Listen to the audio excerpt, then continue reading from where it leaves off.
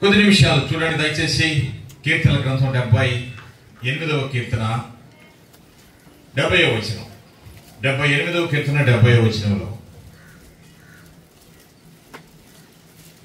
68వ వచనంలో ఆయన దావీదును కోరుకునే సంగతులు కనబడుతున్నవి. 69లో ఆయన మందిరమును కట్టించిన విషయం కనబడుతుంది. తన పరిశుద్ధ మందిరమును సొలొమోను ద్వారా దేవుడు కట్టించుట. ఆ తర్వాత దేవుడు దావీదును ఎలాగో ఏర్పాటు చేసుకున్నాడో 70వ వచనంలో కనబడుతుంది. తన దాసుడైన దావీదును కోరుకొని గొర్రెల దొడ్లలో నుండి అతని పిలిపించాను. పాడి గొర్రెలను వెంబడించుట మాన్పించి తన ప్రజలైన యాకోబును తన స్వాస్యమైన ఇశ్రాయేలును మేపుటకై ఆయన అతనిని రప్పించెను.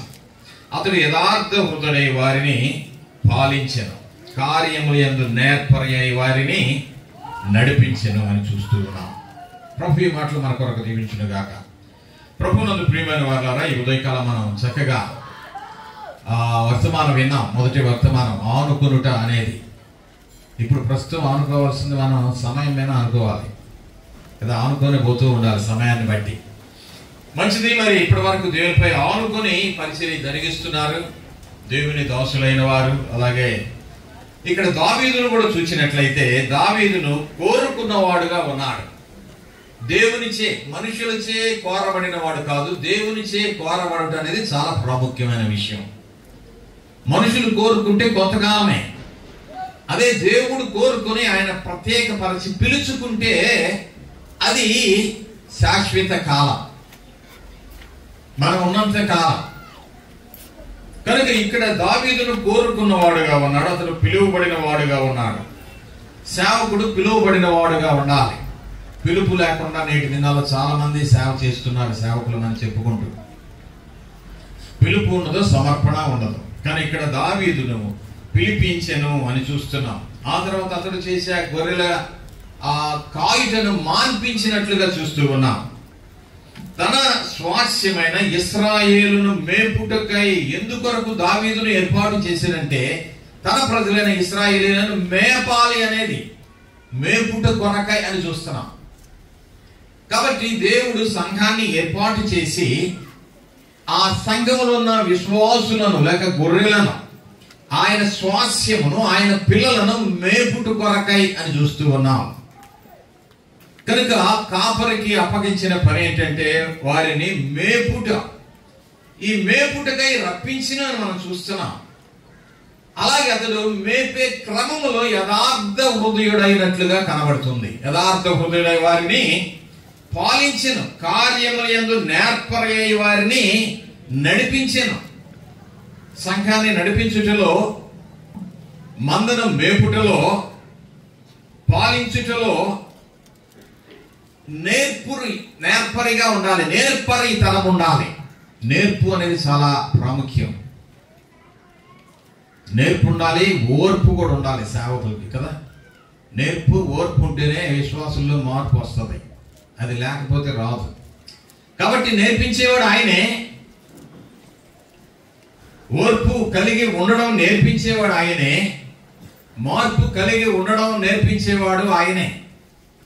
కనుక ఇక్కడ మందని ఎలాగూ మేపాలో నేర్పించేవాడు కూడా ఆయనే అయి ఉన్నాడు. కనుక ఇక్కడ ఇశ్రాయేలును, తన స్వాస్యమైన ఇశ్రాయేలును మేపుటకై అని మనం చూస్తా ఉన్నాం. కాబట్టి మేపేవాడుగా ఉండాలి. అలా మేపుతూ ఉండగా దేవుడు వారిని కూడా, సేవకుని లేక సంఘాన్ని కూడా ఆయన మేపేవాడుగా ఉంటాడు. మేపడం అంటే పోషించడం, పోషించేవాడుగా ఉంటాడు. కనుక పోషించేవాడు ఆయనే. ఆయన మీద ఆనుకున్నప్పుడు పోషించేవాడు ఆయనే, నడిపించేవాడు ఆయనే. అనేక సార్లు ఆయనపై ఆధారపడకుండా, ఆయనపైన ఆనుకోనకుండా మనం ప్రజలపై ఆనుకున్నప్పుడు, ప్రజల వైపు చూస్తున్నప్పుడు దేవుడు మౌనంగా ఉంటాడు. వారి మీద ఆనుకున్నారు కాబట్టి నా మీద పని అవసరం లేదులే అన్నట్టుగా ఉంటాడు. కనుక దేవుని సేవకులే కానీ, పెద్దలే కానీ, విశ్వాసులే కానీ ఆయన పైన ఆనుకొనవలసిన వారుగా ఉన్నారు. ఆనుకున్నప్పుడే ఆయన మనలను పోషిస్తాడు. ఆయనే పోషించేవాడు, ఆయనే నడిపించేవాడు, ఆయనే ఆదుకునేవాడు, ఆయనే ఆరోగ్యం ఇచ్చేవాడు, ఆయనే ప్రతి విధమైన అవసరాలు తీర్చేవాడుగా ఉన్నాడు.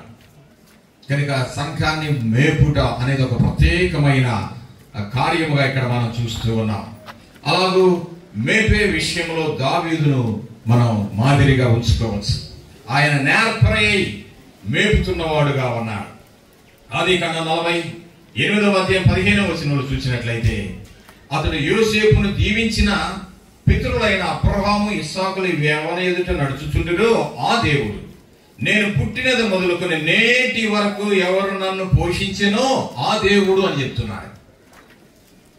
కనుక పనికి పిలిచినప్పటి నుండి నేటి వరకు పోషిస్తూ కాపాడుతున్న ఆ దేవునికి కృతజ్ఞతాస్తుతులు మనము చెల్లించవలసిన వారగా ఉన్నాం. కనుక ఆయన మేపేవాడుగా ఉన్నాడు. సంఘాన్ని కాపరి మేపుతూ ఉండగా కాపరి కుటుంబాన్ని దేవుడు పోషించేవాడుగా, చూచేవాడుగా, నడిపించేవాడుగా ఉన్నాడు. అలాంటి సమయంలో ఇంకా సేవకుడు చేయవలసిన పని ఇక్కడ కనబడుతుంది. ఒక మాట చూడండి, హెబ్రీ పత్రిక 10వ అధ్యాయము, హెబ్రీ పత్రిక 10వ అధ్యాయం, హెబ్రీ 10:24 చూడండి. 23-24 వచనాలు. వాగ్దానం చేసిన వాడు నమ్మదగిన వాడు గనుక మనం నిరీక్షణ విషయమై మనం ఒప్పుకొనిన దానిని నిశ్చలముగా పట్టుకుందుము. కొందరు మానుకొనుచున్నట్టుగా సమాజముగా కూడుట మానక ఒకరినొకడు హెచ్చరించచ్చు. ఆ దినము సమీపించుట మీరు చూచిన కొలది మరి ఎక్కువగా అలాగు చేయొచ్చు. ప్రేమ చూపుటకును సత్కార్యములు చేయుటకును ఒకరినొకడు పురికొల్పవలనని ఆలోచించుము అంటున్నాడు. రెండో మాట ఏంటి? మేపాలి. ఆయన మనలను పోషించేవాడుగా, మేపేవాడుగా ఉన్నాడు. ఇక్కడ ఏం చేయాలి? ఇక్కడ ఏం చేయాలంటున్నాడు? మరి లాగు చేస్తూ ఉండగా కొందరు మానుకొనుచున్నట్టుగా కనబడుతూ ఉంది సంఘంలో అనేక సార్లు, ఇందాక మనం విన్నట్టుగా. అలాంటి పరిస్థితుల్లో ఏం చేయాలంటే చూడండి, ఆ దినము సమీపించుట మీరు చూచిన కొలది మరి ఎక్కువగా అలాగు చేయొచ్చు. ప్రేమ చూపుటకున సత్కార్యములు చేయుటకును ఒకరినొకరు పురికొల్పవలనని. పురికొల్పవలనంటే కింద ఒక మాట రాయబడి ఉంది. ఏంటది? ఫుట్ నోట్లో రేపవలను. ఏం రేపాలి? సంఘాల పెద్దల మధ్య పెద్దలకి, సేవకుల మధ్య సేవకులకి, విశ్వాసుల మధ్య విశ్వాసులకి తగాదలు రేపటం కాదు. ఏమి రేపవలను?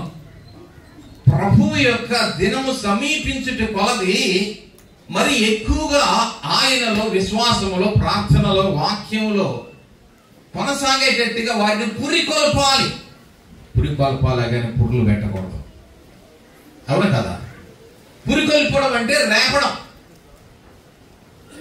సో అక్కడ ఆయన మనల్ని పోషిస్తున్నాడు లేక మేపుతున్నాడు. మేపబడాలి, రేపబడాలి. మేపాలి, రేపాలి. ఆయన సన్నిధిలో విశ్వాసములో. ఎందుకంటే ఆయన సమీపిస్తున్న దినములు దగ్గర ఉన్నాయి. ఆయన రాబోతూ ఉన్నాడు. కనుక సమాజముగా కూడుట మానక, ప్రార్థన మానక, విశ్వాసంలో మానక, ప్రేమ చూపుటలో మానక, సత్కార్యములు చేయుటలో మానక, అలాగున ఆయన సన్నిధిలో ఇంకా దినదినము ముందుకు సాగాలి. అలాగూ ఒకరిని ఒకరు ఏం చేయాలంట? రేపు కొనవలెను. రేపు కొనవలెను. విశ్వాసంలో వెనుకబడుతున్నప్పుడు, ఆరిపోతున్నప్పుడు, మానుకుంటున్నప్పుడు ఒకరినొకరు పురికొల్పుకోవాలి అని మనం చూస్తూ ఉన్నాం. అనేక సార్లు సంఘంలో సేవకునికి అనేక శ్రమలు, బాధలు, ఇబ్బందులు కలుగుతూ ఉంటాయి. ఆయన అలాంటి పరిస్థితులు కూడా సంఘంలోని వారు, పెద్దలైన వారు, తోటి సేవకులైన వారు కూడా ఏం చేయాలి? వారిని పురికొల్పేవారుగా ఉంటారు. పురికొల్పేవారుగా ఉంటారు, రేపేవారుగా ఉంటారు. అంటే మరలా రీఛార్జ్ చేయటం, ఎంకరేజ్ చేయటం, రీఛార్జ్ చేయటం. అప్పుడు వారు ఇంకా ముందుకు సాగేవారుగా ఉంటారు. అలాగే సాగుతే ప్రాముఖ్యమైన విషయం. అది మనం జ్ఞాపకం ఉంచుకోవాల్సిన అవసరం ఉన్నది. కనుక మేపాలి, రేపాలి. ఆ తర్వాత ఇంకొక మాట చదివి నేను ముగిస్తాను. కీర్తన గ్రంథం 20వ కీర్తన 6వ వచనం చూడండి. కీర్తన 20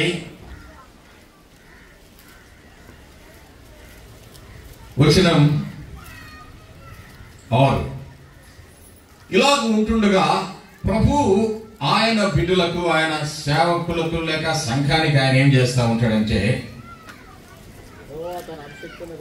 చూడండి, యెహోవా తన అభిషిక్తుని రక్షించునని నాకిప్పుడు తెలియదు. రక్షణార్థమైన తన దక్షిణ హస్త బలము చూపును. దేవుడు చేసే పని ఏంటి? మనం మేపుతూ ఉండగా, విశ్వాసులను విశ్వాసములో రేపుతూ ఉండగా, ముందుకు నడిపిస్తూ ఉండగా ఆయన ఏం చూపుతారంటున్నాడు? రక్షణార్థమైన తన దక్షిణ హస్త బలము చూపును అంటున్నాడు. 5వ వచనంలో రక్షణను బట్టి జయోత్సాహం అంటున్నాడు, ధ్వజము ఎత్తుచున్నామంటున్నాడు, ప్రార్థన సఫలపరుస్తానంటున్నాడు. 6వ వచనంకి వచ్చేసరికి తన దక్షిణ హస్త బలము చూపును. ఆయన దక్షిణ హస్త బలము చేత బలహీనపడిన ప్రతిసారి దేవుడు ఏం చేస్తున్నాడు? ఆయన బలాన్ని చూపేవాడుగా ఉన్నాడు. మనుషులైతే ఇంకా బలహీనపరుస్తారు, తోటివారు అనేక సార్లు బలహీనపరుస్తారు. బలహీనపడిన సమయంలో దేవుడు బలపరిచేవాడుగా ఉన్నాడు. ఆయన బలాన్ని చూపును అని మనం చూస్తున్నాం. ఇశ్రాయేలు ఎర్ర సముద్రం దాటలేని పరిస్థితుల్లో ఆయన బలాన్ని అక్కడ చూపించాడు. ఇశ్రాయేలు సైన్యము గొలియాతును గెలవలేకపోయినప్పుడు దేవుడు తన బలాన్ని చూపాడు. ఒక చిన్నవాడైన దావీదు ద్వారా ఆయన చూపేవాడుగా ఉన్నాడు. కాబట్టి మనం కూడా ఎటు చూడాలి? ఆయన చూపుతూ ఉండగా మన చూపు కూడా ఎటు ఉండాలి? మన చూపు కూడా ఆయన వైపే ఉండాలి. ఆయన్నే చూడాలి. అందుకనే హెబ్రీ పత్రికలో 12వ అధ్యాయంలో విశ్వాసమునకు కర్తయు దానిని కొనసాగించువాడునైనా యేసు వైపు చూచుచు, నాట్ వైఫ్, ఓన్లీ యేసు వైపు. అనేక సార్లు వాళ్ళ వైపు చూస్తుంటాం అన్నమాట. ఏం చెప్పు, నువ్వు చెప్తేగా నేను బయలుదేరు, నువ్వు చెప్తేగా నేను చేయను, నువ్వు చెప్పలేదా నేను వెయిట్ చేస్తాను అనుకుంటాం. Permission from God. యేసు వైపు చూచుచు కనుక మేపాలి, ఆ తర్వాత రేపాలి, ఆ తర్వాత మన వైపు మన దృష్టి ఆయన వైపు చూపాలి. ఆయన వైపు చూడాలి. చూచినప్పుడు ఆయన తన హస్త బలం మన వైపు చూపును అంటున్నాడు. కనుక నేను ఇప్పటి వరకు అలాగ చూపి బలపరిచి నడిపిస్తూ ఉన్నాడు. బలహీన సమయంలో గిద్యోను మిద్యానీయుల భయము వలన బలహీన పడిపోయి ఉంటుండగా దేవుడు దూత వచ్చి ఏమంటున్నాడు? బలాఢ్యుడా అని పిలుస్తూ ఉన్నాడు. పరాక్రమ గల బలాఢ్యుడు, మామూలు కాదు.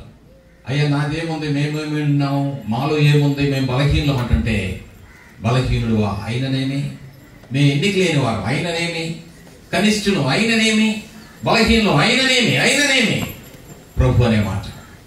పరిస్థితులు ఎలాంటివి అయిననేమి ఆయన బలపరిచి ముందుకు నడిపించేవాడుగా ఉన్నాడు. కనుక ఆ రీతిగా ప్రభు ఇచ్చే బలాన్ని పొందుచు ప్రభు వైపు చూస్తూ ముందుకు సాగాలని గడిచిన సంవత్సరాలు అన్నింటిలో దేవుడు కాపాడి ఇప్పటి వరకు కృప చూపి నడిపించాడు. ఇంకా ముందున్న కాలం కూడా దీవెనకరంగా, ఆశీర్వాదకరంగా, ఇంకా ఆత్మీయంగా సంఘం అభివృద్ధి చెందినట్లుగా, అలాగే చుట్టుప్రక్కల ఉన్న గ్రామాల్లో ఉన్న సంఘాలు కూడా ఇంకా విస్తరించినట్లుగా ప్రభు మరి పాల్ కుటుంబం ఏళ్ళ, ఇక్కడ సంఘం ఏళ్ళ తన కృపను విస్తరింపచేయాలని ఈ సమయంలో మనమందరం ప్రార్థన చేద్దాం, ప్రభుని స్తుతిద్దాం. చిన్న మాట ప్రార్థన చేస్తాను. పరిశుద్ధుడా చెప్పబడిన మాటలు దీవించి ఆశీర్వదించండి. మా ప్రభువా మమ్మలను పోషిస్తూ ఉన్నారు, మమ్మలను అనేక సార్లు బలహీన పరిస్థితులు పురిగొల్పుతూ ఉన్నారు, అనేక సార్లు బలపరిచిన దేవుడిగా ఉన్నారు ప్రభువా.